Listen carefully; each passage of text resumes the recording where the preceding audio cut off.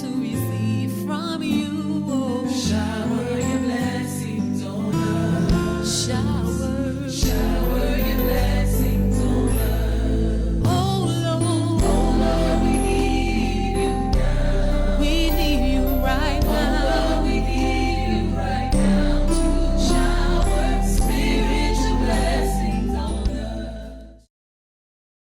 us. Go back to Galatians 6, please. 6 and we'll start at verse 1. If a man be overtaken in a fault, ye which are spiritual, restore such a one. How? In the spirit. Okay, so he's going right to the heart. He's going to how you feel. Because you're not going to do meekness if you don't think meekness. It's not just going to come out, you thinking proud, but your exhalation is going to be meek. That's not how it works. It don't work. He didn't make us like that. He made it to where whatever's going on in here is coming out. Whatever is going on the inside is coming out. And you can say it softly. But if you full of pride, baby, you can't cover that up. You can't cover up pride because you saying it softly. It's going to feel proud because it is proud. You can't cover it up. So that's why Paul, he didn't deal with loud and soft and all. He said in the spirit. The spirit has to be one of meekness. Woo. Jesus said, you learn of me. That's one of the things you're going to learn, that I'm meek. And I'm lowly. The God of heaven, Bishop.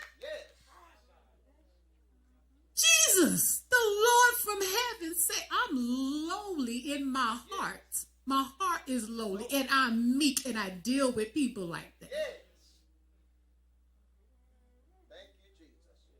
Oh Lord. But see, we don't have another ministry church. See, we don't have another one. We got that same template. So the how needs to follow suit as the first begotten. He's the first of many brethren. He's still talking about how. After the spirit of meekness, what else he told us to do? Considering yourself. Considering, oh my God, we can just stop right there. We can close the book right there. Because too many times, remember I say it's not the what? We'll have all of the good word.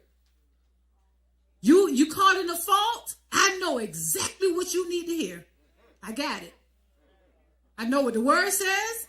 I know what's righteous. I know what's holy. And I know what you need to hear. And I'm going to go and I'm going to make sure you get it. We don't falter on the what? Yeah, I'm going to make sure you get it. You're going to hear what God has to say about this. And when I leave Lorraine present, I know you heard from God. I know it. I know I said what God said. I know I said what the Bible and where righteousness is. I gave her something to think about. I know she heard from God. And you can't tell me she didn't hear from God. I know she did. Because that was God all day. I know it was God. We miss it with how. You know why? Because too many times we don't consider ourselves. You don't consider yourself. You don't consider what are we supposed to be considering about ourselves then? What is it? What should I be considering? If I'm going to restore, because it's not reprobate. Okay, he's talking about reprobate. This one can be restored. Because we love to, well, what if God done threw him away anyway? This one can be restored. Jesus. Lord have mercy. He said restore the one. So he's not telling me to restore somebody he's throwing away. And I don't determine that anyway. I'm not supposed to be looking at God. Is that one? Is she one you threw away?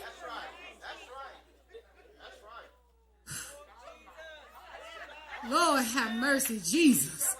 Consider yourself. What am I supposed to be considered? First of all, consider. What's the first word in in scripture? What's the first word? Brethren. If my brother has been overtaken, you're part of me. That's the first thing I need to be considering, is that she's part of me. I don't care what sin she in. If I have something going on my foot, it's still a part of my body. So what do? I don't just go there and just start whacking away at stuff.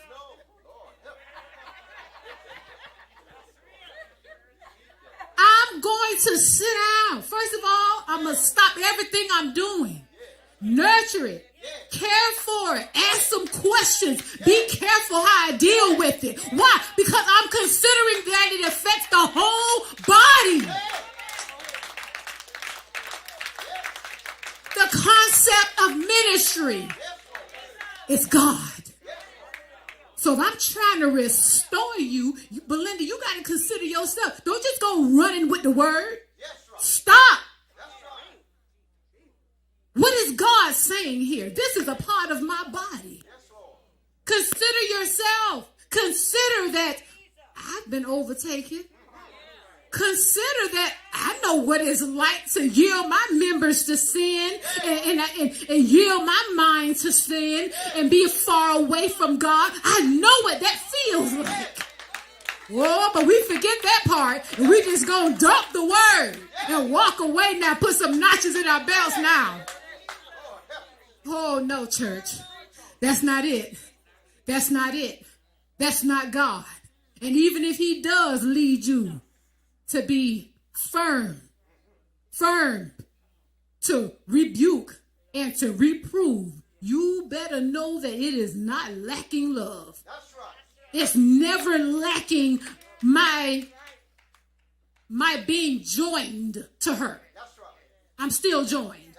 Don't you have to do some things that you don't want to do in your natural body, but you know it have to be done? I know there's no other way. I got to do it. But say you had to give yourself a shot. You ain't just going to jab it in your arm.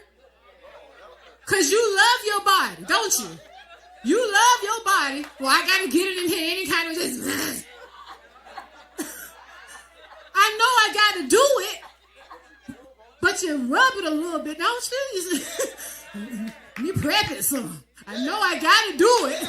It has to be done, but I'm considering how I'm doing it.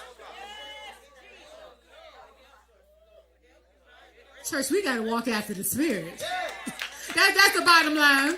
Walk after the Spirit, and we will not fulfill lust of the flesh. I will be mindful. And just like I can't cover up pride, when I go, even if I have to be harsh with you, I can't cover up humility. You'll still feel my humility. She'll still feel love. She will still feel that I'm coming in a spirit of meekness. She'll feel it. My parents had to spank me something good. You hear me? But I knew that they loved me. It was no abuse and beating upside the head with, lamps and all kind of stuff. It wasn't that. But I needed to be disciplined. Not abuse, but I needed to be whipped, spanked, however you want to say it. This mind and characteristics, all that needed to be reeled in. It ain't do nothing with the heart, but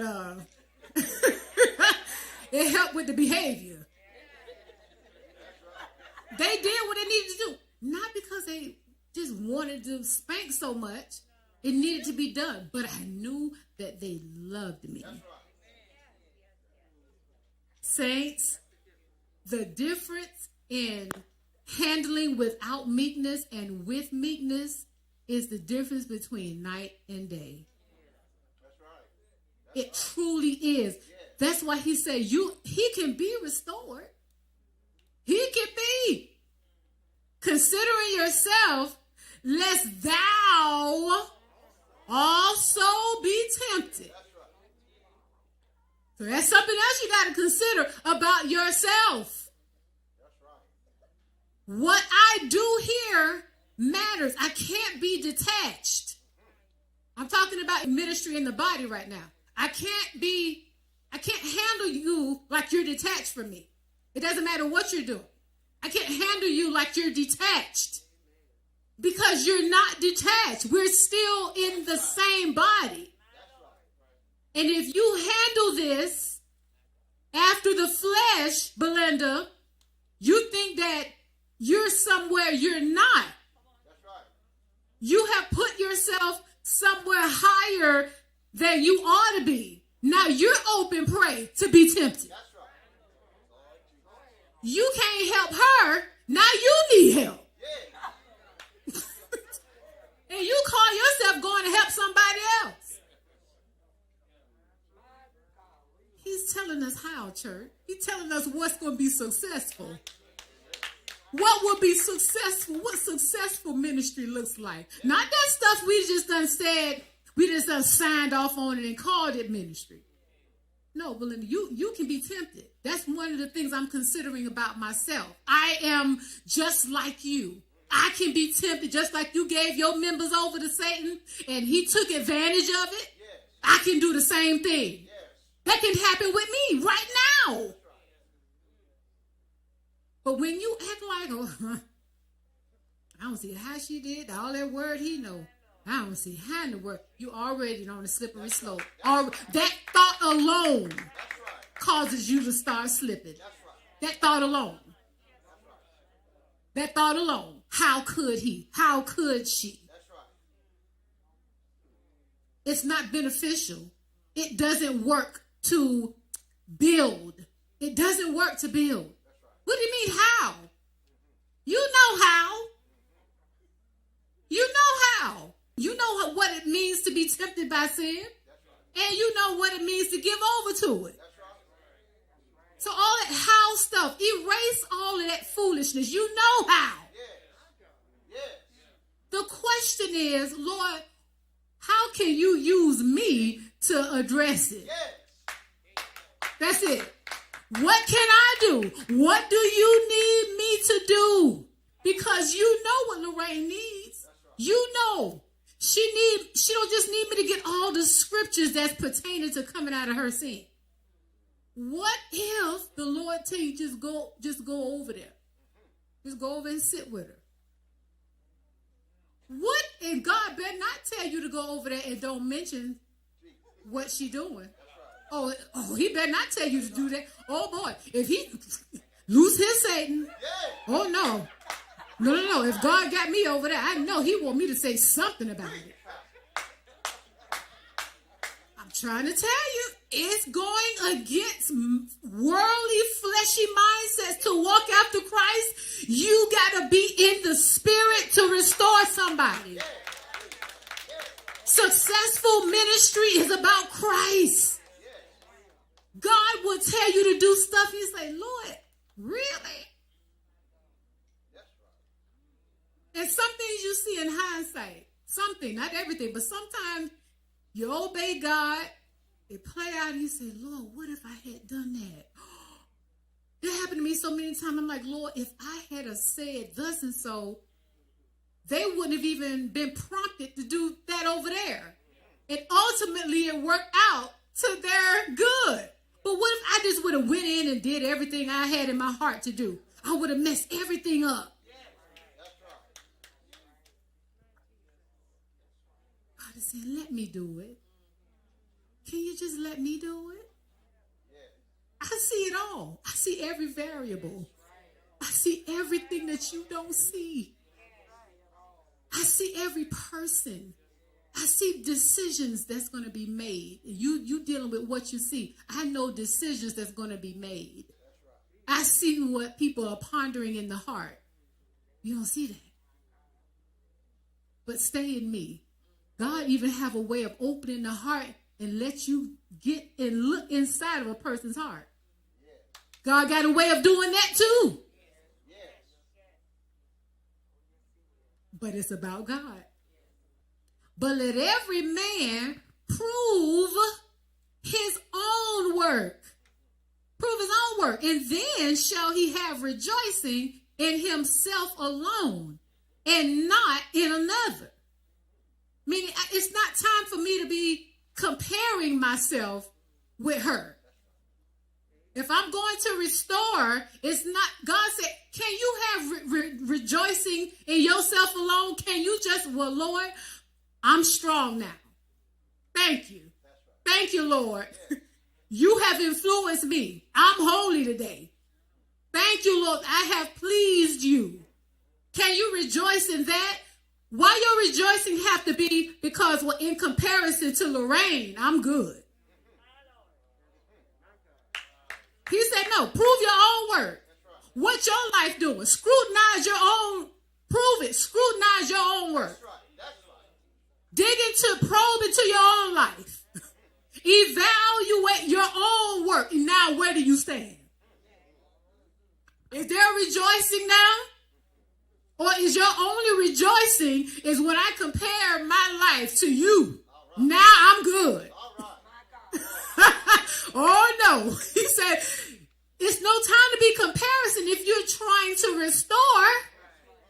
There's no room for that. Who was the one in the temple talking about, Lord, I'm glad I'm not like the other one. Jesus rebuked that. That mindset should not be in my people. If you want to thank God, just thank him. Just give him glory of your own self. Why gotta thank God in comparison to somebody else?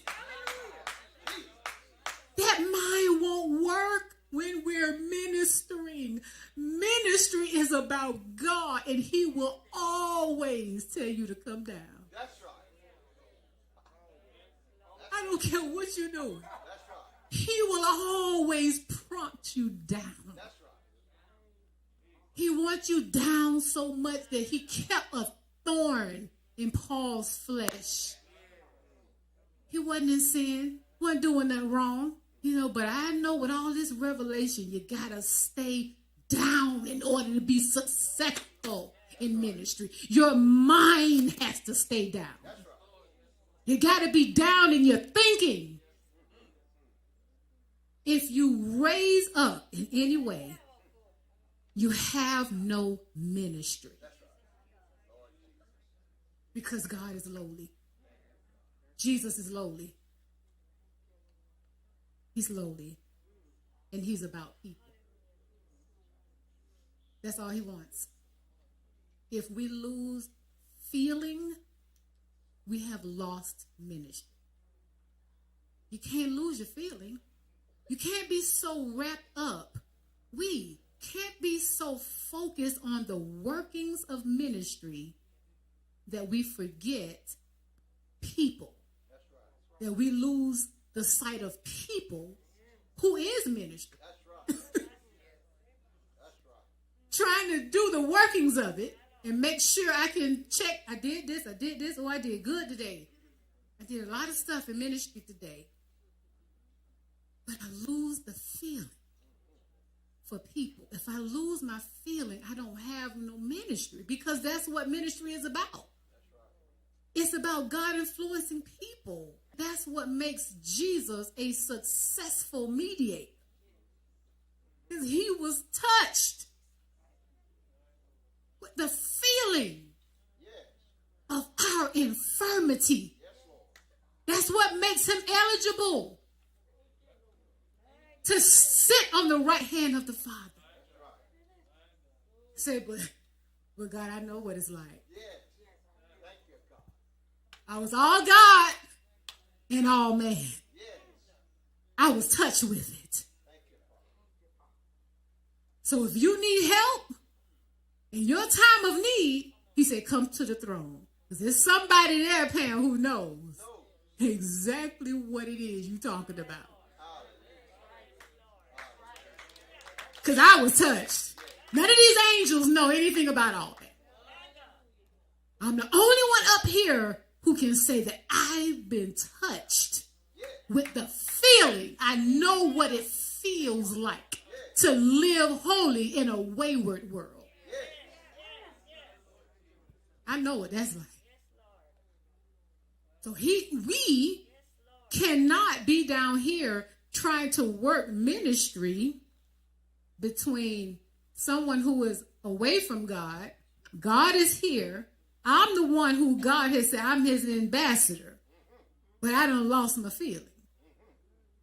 I have no feeling. I don't forget what it's like to be caught in sin, didn't want God, thought I had it going on, thought I was having so much fun. I thought this was the life. Nothing's greater than this.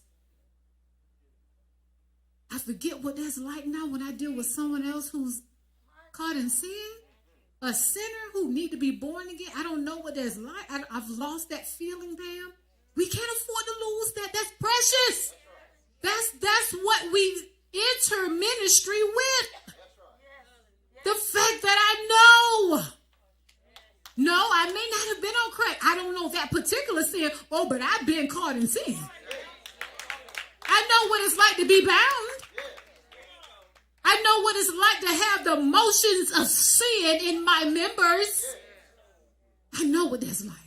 So it might play out differently in your life, in your life, in your life. But the precious thing that I have to hold on to that makes me valuable in ministry is that when I approach you, you could be sloppy, drunk, laid all out, don't want to go to church, don't want to do anything. I know what it's like to be bound by sin. And I've never been drunk, all laid out on the road or nothing like that. But I know what it feels like to be bound by somebody greater than you. That's what makes me valuable. That's what makes you valuable. That's the connection that you have with the world that I know. But not only do I know what it feels like to be bound, but I know what it's like to be free. And I know that you can be free. I know that you can come out. I know that there's nothing that you have done that God would not forgive. I know that. That's what makes us a valuable mediator. Yes, but when I lose my feeling and I'm just walking around here, you're still in sin after 20 years, huh? You ain't been to church yet. God can't use you. God can't use you. You're one who have not discerned the grace of God. You're one who don't handle people through the grace that God has given you. God calls that evil. He calls it evil. I've forgiven you of much, but you want to look down on someone who has not come in yet. The concept, the whole idea of ministry is God. It begins with him. We must remain humble, remain in the spirit of God. Don't get caught up in the doings of the working of ministry and lose your feeling for the people. Lose your feeling for people. When you hold on to feeling, it makes you make decisions that you wouldn't normally make. Decisions that you don't even have to make. But you would do it because you realize that I'm a minister. I don't clock out. I never clock out. So even if something is lawful for me to do, Bishop, I won't do it. Because it's not expedient. Because I don't clock out. I never clock out. So God could be influencing someone indirectly by a decision that I make. That I know I can eat this meat. I know I can.